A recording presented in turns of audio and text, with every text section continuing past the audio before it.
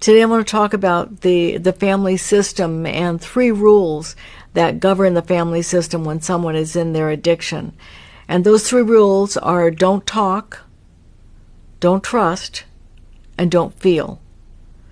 And that is the rules that are governed because of the denial of the addiction.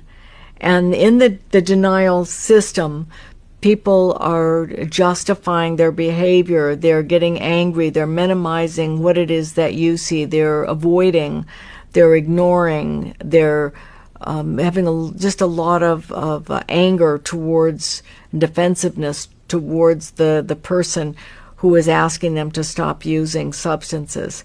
And so what happens is that the families can't trust what's going to happen next. As people will say, I can come in the house and I can tell already what the mood is.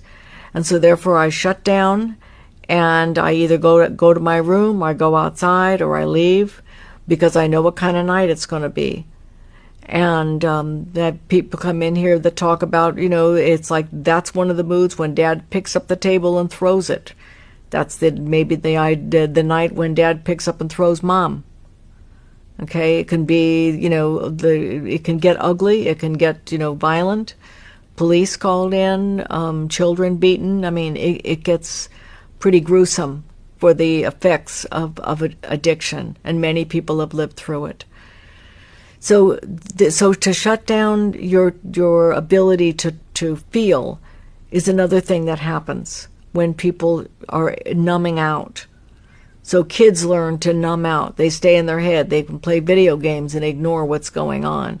They can stay, just think about stay in their thoughts and stay out of their feelings because they don't feel emotional trust. They don't feel safe.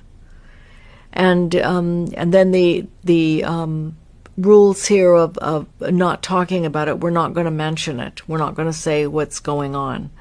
We're not going to say, wait a minute, I sense that you're going to drink tonight, or that you're drunk, and we don't want any of that behavior from before. Remember, we're going to be good tonight with your drinking. That doesn't work either. We can't talk about that.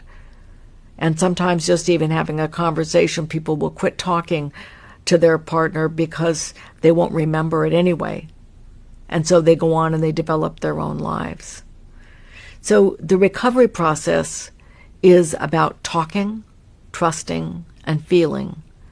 And those things are difficult on both sides. Either the family members or the friends have a difficult time with those rules. And the person who has the substance abuse problem who's now free of the active portion of the disease, they still have it, but it's in remission.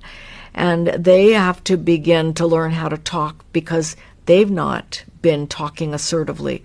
So they learn and work on, in treatment, a lot of assertive skills so that they can learn to identify what it is that they're feeling, really feeling without the substances, and how it is that they communicate what it is that they need and want, and how they appreciate their families. The second thing is about trusting. They have to be able to trust themselves that they're not going to use, and they also need family members to begin trusting. And that's very difficult because family members are scared. They've seen this before. The person has said they're going to stop, and then they don't, and they're unable to. So family members have a difficult time trusting as well. And then the feeling, it takes some time for the feeling just in the brain to come back for the person who has the substance abuse problem. And for others, if they don't feel emotionally safe, they're not going to let down their guard and be hurt again. So it takes a lot of work and a lot of time and a lot of patience for people to get through this and to heal those 3 rules that have been developed in the active addiction phase.